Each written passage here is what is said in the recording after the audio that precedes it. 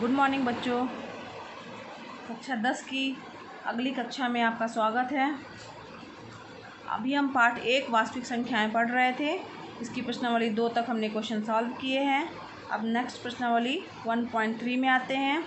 ये प्रश्नावली बहुत ही इम्पॉर्टेंट है एग्ज़ाम की दृष्टि से, क्योंकि इस प्रश्नावली से हर साल में ज़रूर कोई ना कोई क्वेश्चन आता है। अंक बदल दिए जाते हैं, बाकी क्वेश्चन वही रहते हैं। ठीक है बच्चों, तो इसको ध्यान से समझिएगा, ध्यान से देखिएगा कैसे करने हैं। सारे क्वेश्चन को करने का ढंग जो है वो वही है। ठीक, तो ये हमारी प्रश्नावली 1.3 दी हुई है। 1.3 में पहला 3 क्वेश्चन इसमें दिए हुए हैं 1, 2 एंड 3। सिद्ध कीजिए कि √5 एक अपरिमेय संख्या है। ठीक है, तो इस क्वेश्चन जैसे ये क्वेश्चन दिया हुआ है √5 एक अपरिमेय संख्या है, इसी तरीके से हमारा यहाँ √5 की जगह कुछ भी लिख के आ सकता है। √2 लिख के आ सकता है, ठीक है, √3 लिख के आ सकता है। इन सबको करने का पैटर्न जो है वो एक ही है। ठीक है बच्चों, तो चलो आओ हम देखते हैं कि इन ऐसे क्वेश्चन को हम कैसे सॉल्व करेंगे। क्वेश्चन नंबर 1 है, सिद्ध कीजिए कि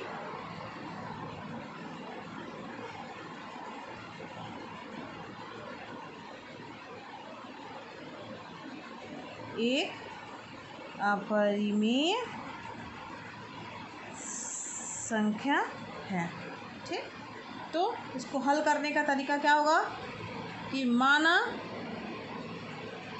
इस जो दिया हुआ अपरिमेय संख्या हमें सिद्ध करना है, तो हम इसका अपोजिट लेकर के चलेंगे। ठीक है बच्चों, इसमें हम उल्टा मान के चलेंगे कि √5 क्या है, एक परिमेय संख्या है। तो माना √5 एक परिमेय संख्या है, अर्थात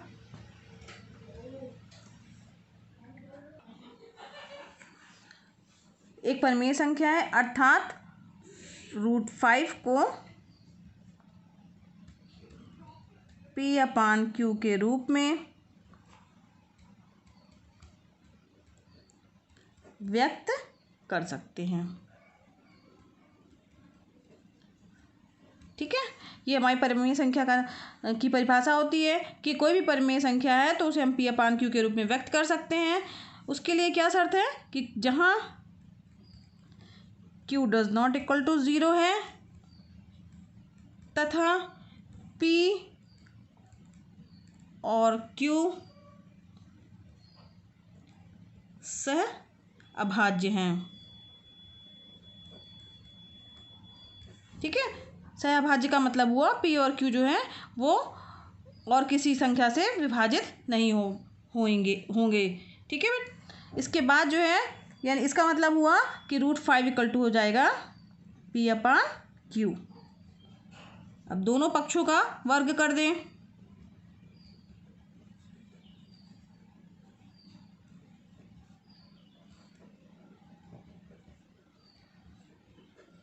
दोनों पक्षों का वर्ग कर देंगे तो क्या आ जाएगा, √5 का स्क्वायर इक्वल टू P²/Q²।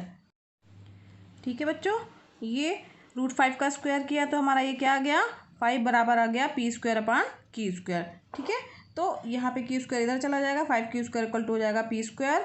इसको समीकरण 1 हमने दे दिया। इसके बाद जो है फिर इस समीकरण 1 से हमें क्या पता चल रहा है, इस समीकरण से हमें पता चल रहा है कि जो P² है वो 5 से विभाजित है, क्योंकि ये 5 जो है 5 और गुणे Q² है, तो इसका मतलब है कि P² 5 से विभाजित है। क्योंकि P² 5 से विभाजित है, अतः P भी 5 से विभाजित होगा।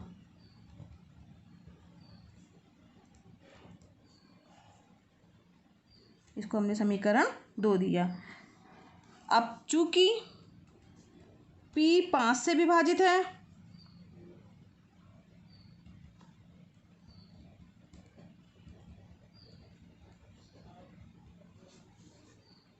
अतः P बराबर 5R, जहाँ ये हमने मान लिया कि p बराबर क्या है 5r, क्योंकि ये 5 से विभाजित है, और r हमने एक मान लिया है जहाँ पर r क्या है, जहाँ r एक पूर्णांक है। अब p का मान जो है, ये जो p का मान आया हमारा, इसका मान जो है वो समीकरण 1 में रखने पर p का मान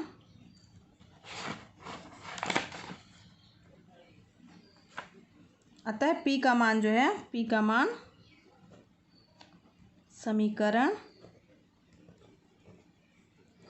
1 में रखने पर, ठीक है। तो हमारा समीकरण 1 क्या था, 5q² बराबर p²। तो p की जगह हम क्या रख देंगे, 5r। तो क्या हो जाएगा, 5q² बराबर 5r का होल स्क्वायर। 5q² बराबर क्या आ जाएगा, 25r का होल स्क्वायर, ठीक। 5 इसके बाद फिर q² बराबर क्या आ जाएगा, 5 से ये 25 कट जाएगा, 5r², ठीक है। 5 25 बचा यहाँ पे क्या, 5r²। समझ में आ रहा है। अब ये जो हमारा प्राप्त हो रहा है, इसका मतलब हमें क्या मिल रहा है कि जो q² संख्या है वह भी 5 से विभाजित है, क्योंकि देखिए ये 5 जो है वो मल्टीप्लाई के रूप में आ रहा है। तो इससे में हमारा क्या निष्कर्ष निकल रहा है कि अतः q भी 5 से विभाजित है,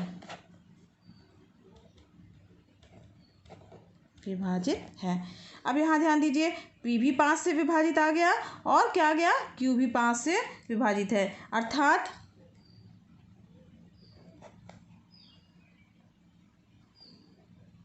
फाइव जो हो गया वो p और q दोनों का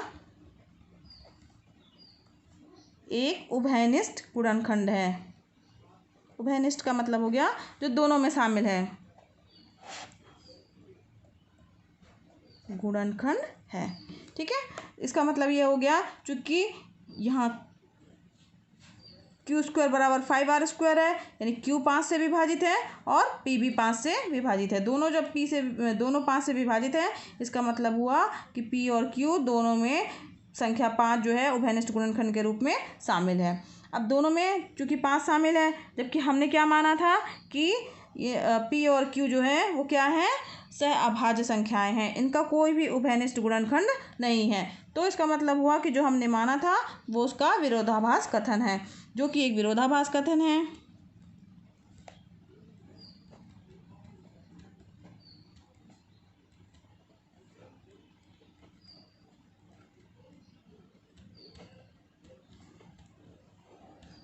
क्योंकि हमारी कल्पना के अनुसार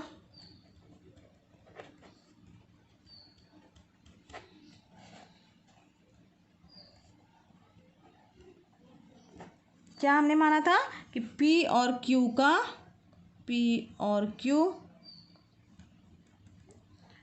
का कोई भी उभयनिष्ठ गुणनखंड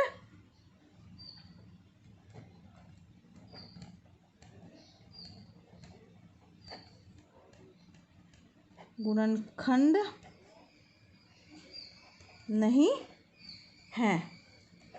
केवल एक ही संख्या 1 जो है वो, उसके अलावा कोई भी इसका उभयनिष्ठ गुणनखंड नहीं है, ऐसा हमने माना था। तो हमारी जो परिकल्पना थी ये इसका विरोधाभास कथन हो गया।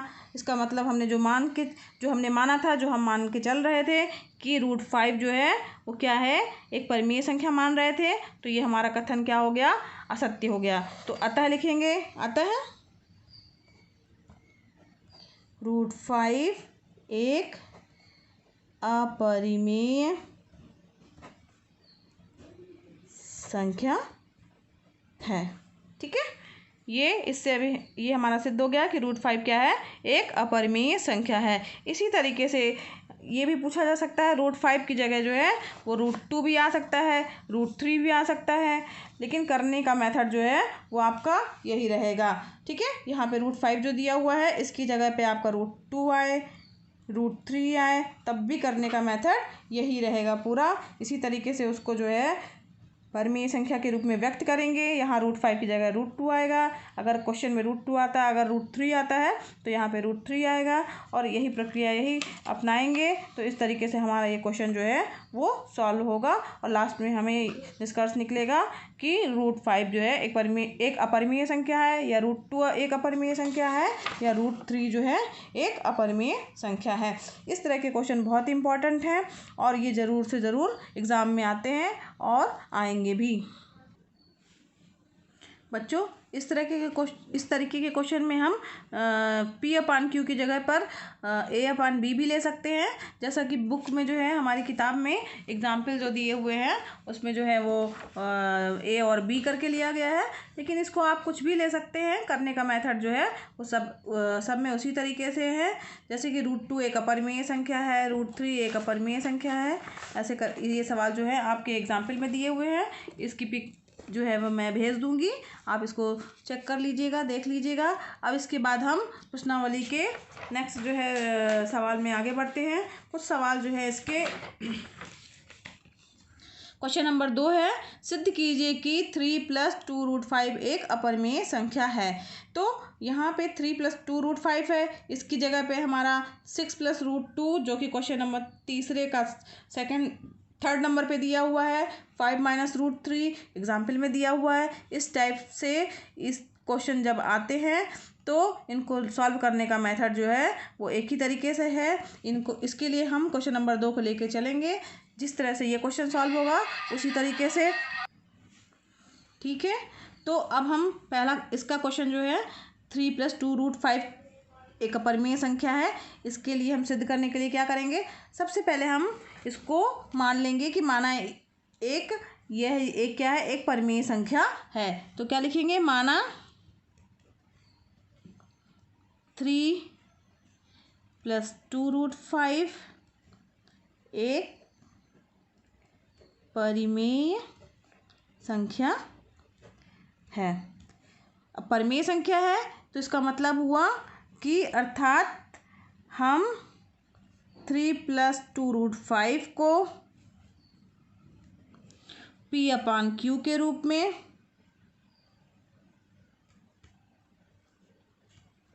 व्यक्त कर सकते हैं।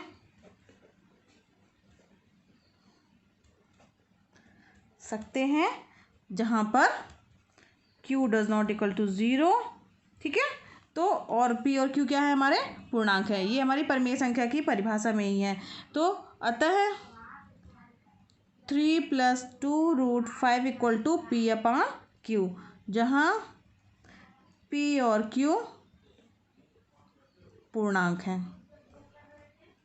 हैं, ठीक है। तो ये बराबर हो गया P/Q। अब यहाँ पे 2√5 = क्या जाएगा, P/Q - 3। तो √5 = क्या जाएगा, √5 = आ जाएगा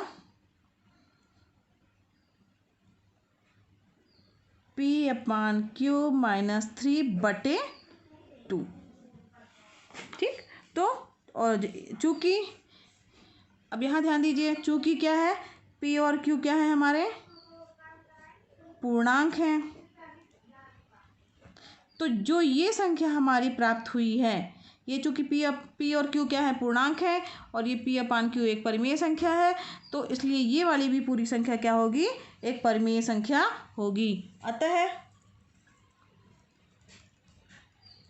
P/Q - 3/2 एक परिमेय संख्या होगी, ठीक है। अब ये एक परिमेय संख्या होगी। अब ये जो है परिमेय संख्या है और ये किसके बराबर है, √5 के। तो इसलिए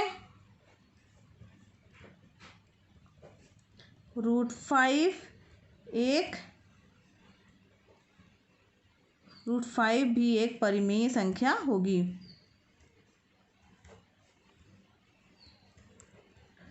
परंतु हम तो ये लेके चल रहे थे, क्योंकि √5 जो है वो क्या है, एक परिमेय संख्या है। अब यह विरोधाभास है क्योंकि √5 क्या है, एक अपरिमेय संख्या है। परंतु यह एक विरोधाभास कथन है, यह एक विरोधाभास है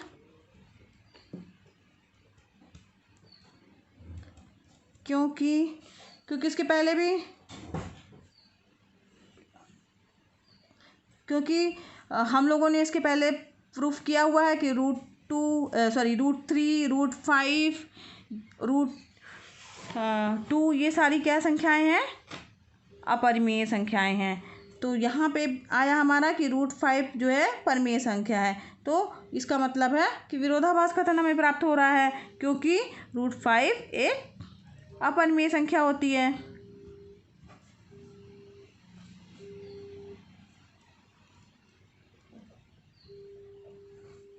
ठीक है, तो ये हमारा जो हम लेके चल रहे थे, जो हम मान के चल रहे थे, वो क्या है, असत्य है। अतः 3 + 2 √5 एक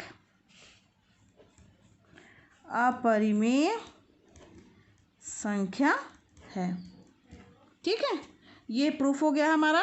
इसी तरीके से जो है 3 + 2 √5 की जगह 6 + √2 दिया हो या 5 - √3 दिया हो, सारे सवाल जो है करने का मेथड जो है वो यही रहेगा। ये प्रश्नावली बहुत ही इम्पोर्टेंट है, इसमें से हर साल एक ना एक क्वेश्चन ज़रूर आता है और आएगा भी। तो इस प्रश्नावली के सारे सवाल आप लगा लीजिएगा और एग्जाम्पल भी इस प्रश्नावली के अच्छे से आप सभी देख लीजिएगा। धन्यवाद। इसके बाद नेक्स्ट क्लास में हम इसके आगे की प्रश्नावली 1.4 पढ़ेंगे।